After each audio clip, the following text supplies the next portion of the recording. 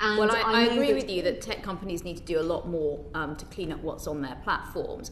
You mentioned racism. Obviously, we had some appalling examples of racist abuse targeted at England's footballers a couple of weeks ago. What work has been done since those incidents a couple of weeks ago to locate and to prosecute the people who are responsible for this abuse?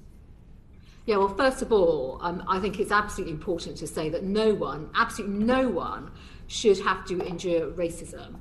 And the accounts of racism that we have seen has been absolutely appalling.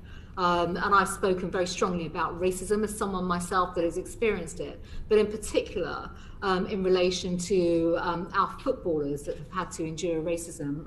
That is completely unacceptable. And I think also what we saw last week, we just saw appalling levels of racism.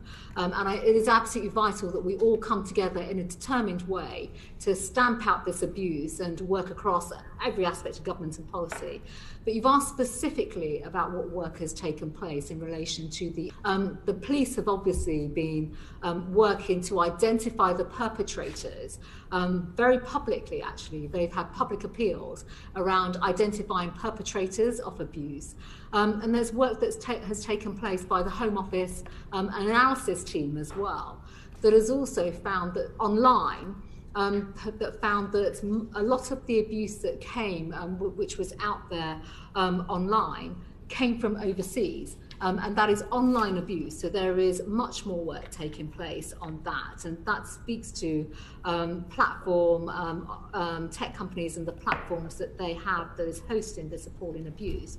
But the final point just to make around football is when it comes to football, of course, we are going to change football banning orders. And that will also include, this will include obviously a change to the Act, and I think it is the 1989 Act, where we will absolutely now look to bring the online aspect into that Act so that anybody that is caught or perpetrating online racist abuse, the type of abuse that we have seen will be subject to football banning orders.